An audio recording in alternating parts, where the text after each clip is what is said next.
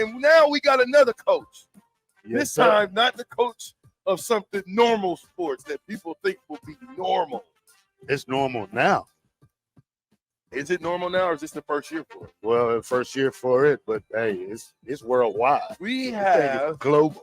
Southeast Community College coach of esports, Coach Cummins here. Coach, welcome to the Captain Show. How you doing? Good. How are you both? Wait. I think he all right. I'm all right too, right? Yeah, I'm all You right. good? Yeah, I love talking about video I games. just ran 40 yards down the hallway down here. Didn't even get tired.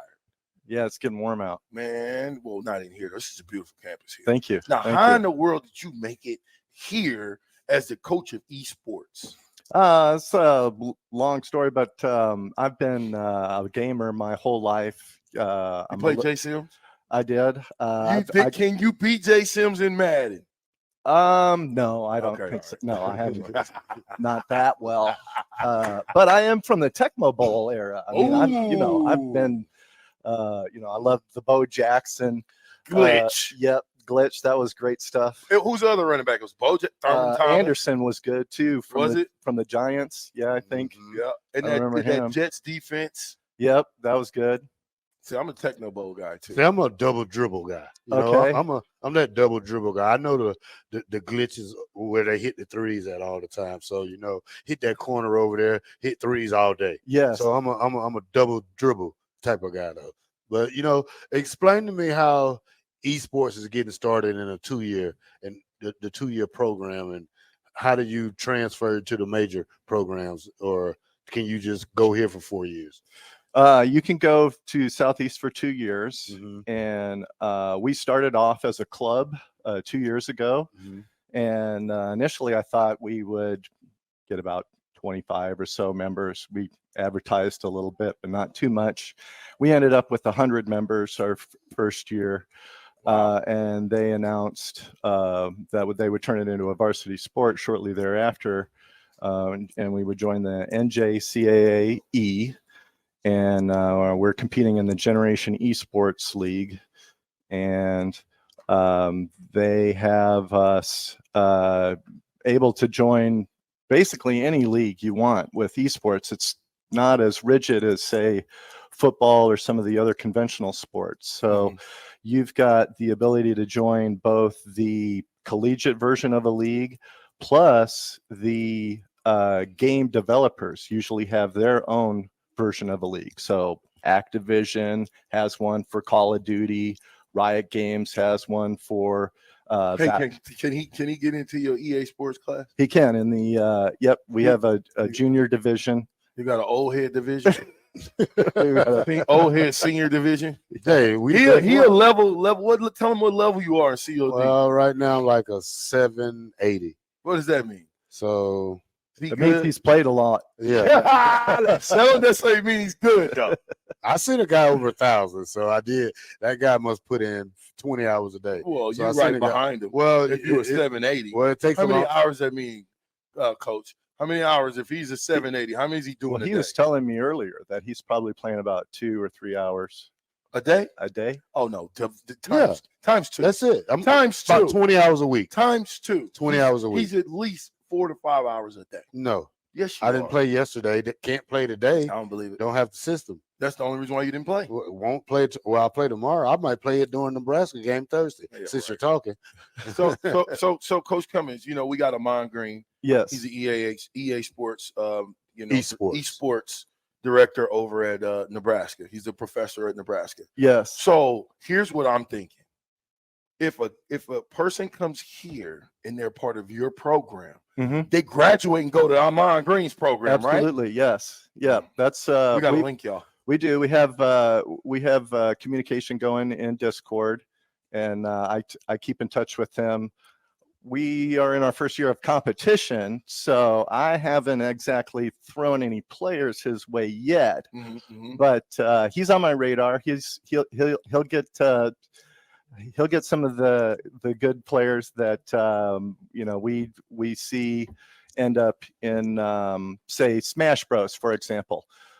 We had a player go into the 3rd round of the playoffs last year in the NECC division, which is the one that we played in the free division of that last year. We also competed in what was the name of that other one? Meta was. Oh yeah. That The Meta World stuff. But it's not Facebook. It was, I think they had an esports league prior to Meta changing their name. Oh, okay. So whatever that was. But anyway, we played against Baylor, Wisconsin, Stanford, some other East Coast schools. It's like I said, it's kind of the wild, wild west out there right now. So there's really no organizations that are grounding specific size schools into specific size leagues or anything like that. Now, is there a specific curriculum? Like, do you actually get in there and like, all right, this is how we do this, and then here's your test? There's not a test per se. What we end up doing is similar to, say, conventional sport, where they'll play the game. Then the next day they'll review the tape or the VOD of the game. And then we'll break down that game footage and we'll turn those into practices. I like to have a sandbox session as part of the week too, where the players are able to just kind of take the map and explore and do what they will with it. Maybe learn something that they're not necessarily conventionally doing in a game. But it's helping them overall. Team communication is key. Yes, it is. I've seen teams go from a 5-game losing streak to turning that around to a 7-game win streak just by ramping up their team communication. And it is more important than reflexes, I would say. I would absolutely say so. Sure. Yeah. If I'm say if it's a first-person shooter type game and I'm supposed to be guarding a corner, if my teammate's already told him he's going to be coming from the left, I've got the advantage over that individual because I already know where he's coming from. The person who's coming from the left still has to sort of gauge to figure out, okay, I need to check that corner, this type of thing. So, communication is key. It's the key. You got any more questions? Oh, no, I'm good. Like I said, I like what he said about communication, because when you play games like Call of Duty, when you're on a quad team with 4 players, you have to have great communication, because if you don't say where a guy is, then you never know. You can get your whole team killed in 1 second. So, communication is the key. It's true to a lot of things. Yeah. By the way, Coach Cummins, I retired from being a gamer in 2005. And I haven't become a gamer. I haven't stepped back on the game since. I'm going to get back on there, though. I think everybody's been saying that, but I haven't. Yeah. I might play like one. Just wait till you come over to my house and then I'm out. Put you on the game. I'm completely out. I'm not a gamer anymore. You know why? Just wait. My one of my favorite games was the Golden Gun. Okay, from James Bond. Remember that back in the day? Oh yeah. That's when I was back in school. So this was in the 90s. And Def Jam Vendetta way back in the day too. Yes. Okay, but when they took those away and they call themselves upgrading the game, it wasn't an upgrade, it was a downgrade. And I don't like it. I don't like the glitches that was in all the football games. I don't like that. I don't like the glitches in the basketball game. Oh, you can just go from the corner and pull up and he's going to hit every time.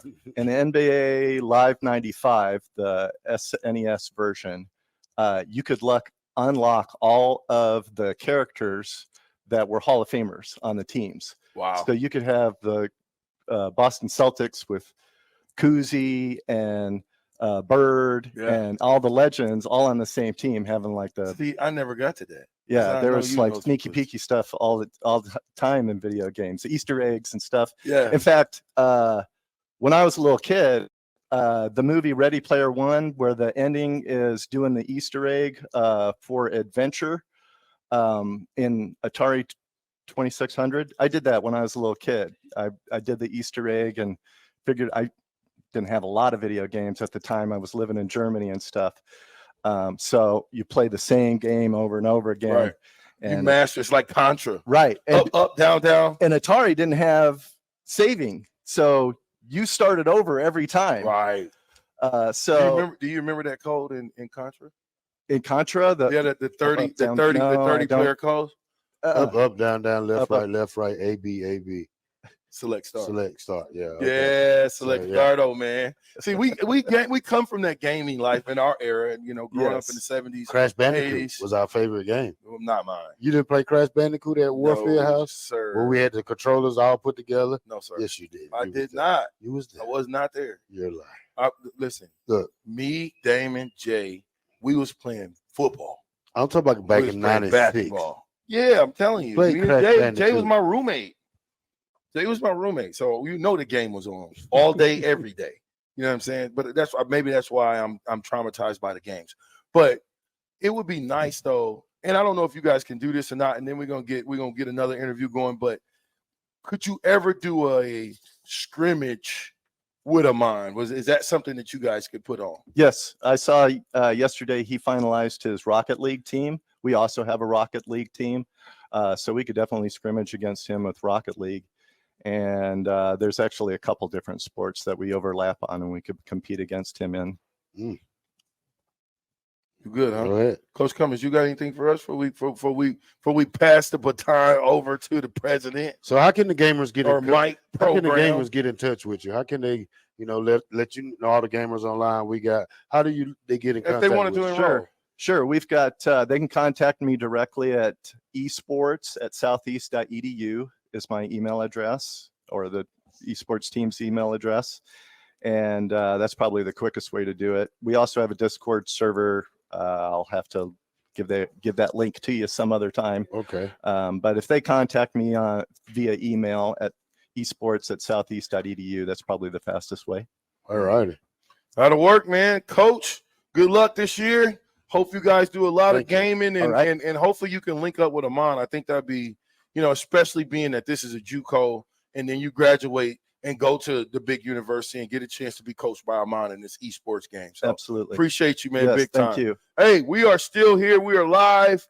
We're going to have Mike Program come up here, who is the VP and student enrollment. Is it Mike Program? Come on, man. I can't read right now. Come on over, Mike. Come on over. We ain't even throwing it to break, Mike. Mike Pegram. Pegram. Right. I should have not programmed. No, it's okay.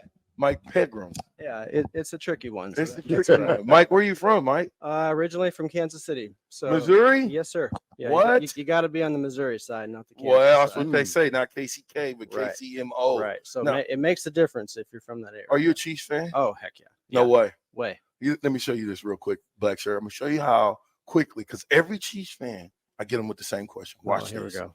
Okay. Now, you're a Chiefs fan, right? Yes, sir. Thick and thin. Through and through. You got it. You got it. Matt Castle days. Yeah. Todd Haley days. Yeah. been Okay, through so all I of that. played for the Kansas City Chiefs, which I always say under the worst coach in Chief history. Mm. Who would that have been? Oh, man, that's a solid question. no, I got a Todd Haley. Yes. no, that's not him. Why not? There was one worse. Who's that? You Not Romeo. You're not going to say. No, of course I was not. going to say. Come on. There would have been the guy. You're catching me on the name. Many moons ago, we had a dude who was in there for about a year and a half. But I think you're not that old. Like that would have been like the 80s or something. No. This would have been in the 90s. Okay. So I'll give you a hint. 99 2000. I guarantee you still not gonna get it. 99 2000. Kansas City Chief head coach was. That would have been right before Dick Vermeil came on board. So Herm Edwards. No. No. I'm telling you, he was the worst coach because we don't even remember. Bless his soul, he passed away. Gunther. Not Gunther. No way. Yes way. Well, see, okay, I gotta admit, I figured it can't be Gunther. It couldn't be Gunther. I did not go there because I'm like, it can't be Gunther. Because I mean, if nothing else, yeah, his press conferences were. With the snubber. Rip their head off. No, I you got me there because mentally I thought, well, it can't be Gunther. So you got me. Everybody, Gunther goes over everybody's head. Is that it? Oh, I mean, I was there only 2 years, and it was Gunther's 2 years that he was there. Okay. And it was just like that. Okay. Because that was right around the time Derek Thomas died. Yeah. Oh, dude. Yeah. Man, you're killing. Oh my gosh. Yeah. Okay. Well, Story time. I loved Derek Thomas. I loved him. Still has his jersey. Still got the original jersey. Wept like a baby when he died. It was awful. I mean, that was my icon growing up, was Derek Thomas. Well, Derek Thomas and George Brett. Those were my guys. Really? Oh yeah. So I'll give you a great story. I was playing, of course, this is my second year. I went to Seattle coming out. Then next year I went to Kansas City. And whatever reason, it was just like at Nebraska when they put me up against Corey Schlesinger. I had to go against Derek Thomas every time. So this is how great this guy was. I'm thinking I'm coming from Nebraska, so I'm pretty good at blocking. So we go up there one-on-one, and I'm down, I'm ready. I'm like, this is Derek Thomas. This is somebody that I grew up loving, right? One of my favorite players. So I'm like, I gotta give him everything. He's straight with me. I mean, listen, he olayed me, and I was like, this ain't right. Well, good Come on, news is Derek. you weren't alone. It happened to a lot of people. So, well, the next time we go against each other, maybe the next day or whatever the case may be, I'm thinking, okay, he's gonna catch. So I'm light now. He runs through my chest and makes the play, right? Right. But the thing I loved about Derek Thomas, he did the Reggie White thing on. No, I didn't. Yeah. The thing I like about the Derek Thomas was after practice was over, he comes up to me and he says, "Look, rookie," because they're still calling me a rookie. You know why I knew what to do against you? And I'm like, no. He's like, because I watch you. He said, either you're going to be heavy on your hands or you're going to be light on your hands. Either way, I know what you're doing. If you're heavy, I know you're coming at me. If you're light, I know you're sitting back. And that taught me that these guys out here that's playing football need to know the nuances of the game. All of them. Oh yeah, and that's actually one of the things I have this conversation a lot with my wife is that the thing about football, which I love, it's not just the physicality, it's the mental game, it's the coordination, it's the ultimate team game, and you have to be so cerebral to play the game and to excel at it. And to me, it's just I love it absolutely. So yeah, diehard, grew up Chiefs fan. Went to the draft this year, thought maybe this would be my year where they drafted me. I stood there in the field. You might have saw me. I was one of the guys wearing the Red Mahomes jerseys. Didn't get drafted again. But every year I declare myself eligible. I stand in my front yard and say, I'm eligible for the draft. And it hasn't happened for me yet. So Mike, how did you end up here at Southeast? Yeah, good question. So, gosh, many moons ago. I was living in Illinois at the time. Finished up grad school, and my wife found a job through like an online job search thing, brought us to Lincoln.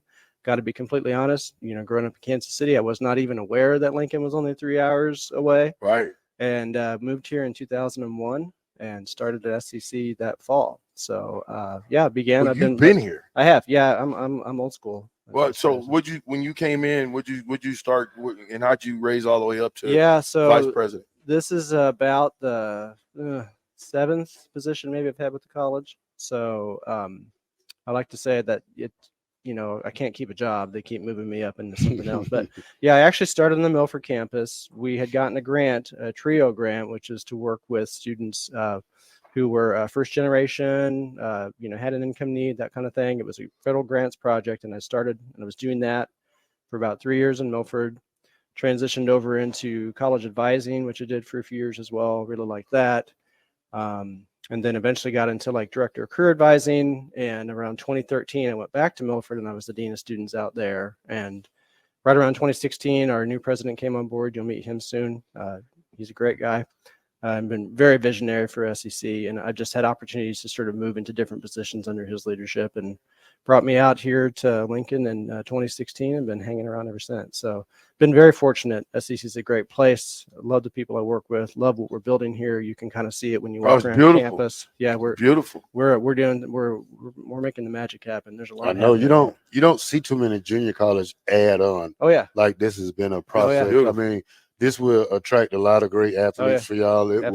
It will put y'all on the map, basically, to have the dorms and more stuff on campus for these kids to do. Because when you think of junior college, you think of the ones out of the Midwest that only have 2,500 people in the town, 1,000 people in the town, and because I'm a junior college guy, so being out in Kansas with Independence, it was a small city, but this will attract a lot of people, especially with basketball. And the more you add on, the more it means for a great university, you know, Yeah. to become, you know, that great 2-year school. So I agree. It's exciting too. You see our new first residence halls going up. I hope there's more that come after that, because that just changes the climate. It changes the experience for students, and it's really awesome to see how we're expanding athletics to all 3 campuses and just making that an opportunity for our students here. And you know, that's what it's about. That's why I work at colleges, because college is such a transformational thing for me. And it's a privilege. It really is, to have a chance to be a part of these students' lives. And you know, they leave this institution better than when they came.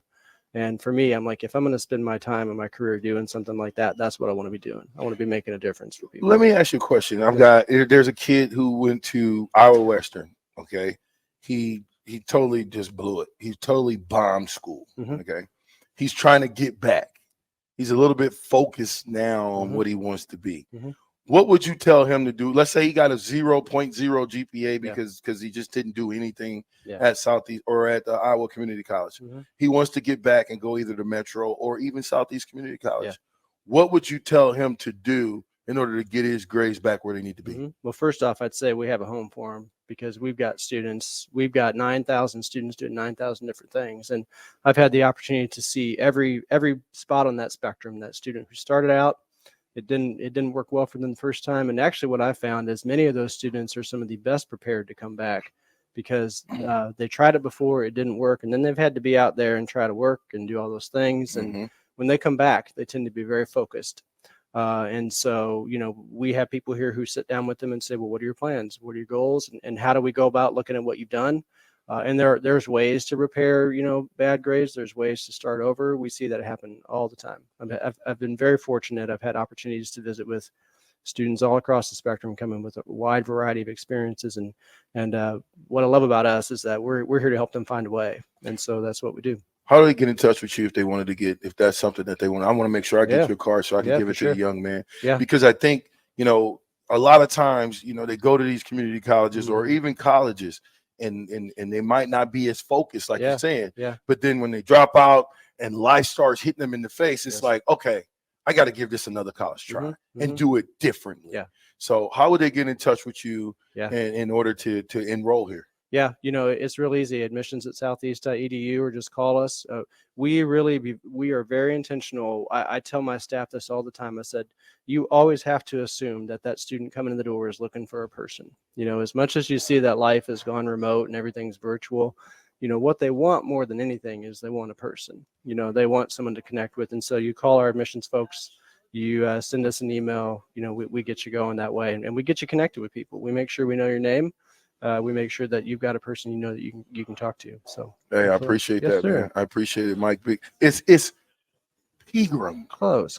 Hey, Pegram. Pegram. Yeah, it's tough. It's tough. You got to go to class. Hey, man, just come around here real quick, man. We want to get your afro That's on. right. Hey, this is Afro Man right here. Boy, y'all didn't know we was gonna find Afro. Get in there. Look at that, boy. Perfect. Let me see. That's beautiful. Perfect Afro, man. Golly, you can find anything at Southeast Community College. I tell you, melting pot. Seriously, Yeah. I mean, you've seen so many different people, so many different walks of life. It's just a beautiful thing. It reminds me of campus, but it reminds me more of just campus because it's just I've seen all types of different people here. You know, when I was walking in, me and my brother own a restaurant, I seen the culinary school. Yeah. Oh gosh. And I'm like, wow. Yeah. Have you been to the restaurant we have here? No. Kid you not. It's amazing. Open to the public. Where is this at? You'll see it out that main entrance. You see like the white wall culinary, Great Plains Harvest. Right here to the Great right. Plains Culinary. I said it wrong. Sorry. Yeah, but that's open to the public. We're going over there. We've got people who use that Thanks all for the our time. sandwich, Jake. Yeah. We're going over there to eat. Yeah, it's pretty awesome. And the cool thing is it's run by our students, right? So really? Oh yeah, it's part of their curriculum. And so they've got live kitchen demonstrations. They do the whole thing over there. It's Are you guys like the College of Hair Design where you can get $3 cuts? You get a $3 value meal. Yeah, something like that. You can get a $9 hamburger, and I don't use this term lightly, but it is a change your life hamburger. Really? Oh yeah, it's crazy. That's where I'm going. Yes, sir. Mike, we appreciate it. Thank you very much. Thank you so much. Thank you guys for being here We today. look forward to getting with you. I need your car for you. Yes, sir. I'll make sure and drop by and get you one here.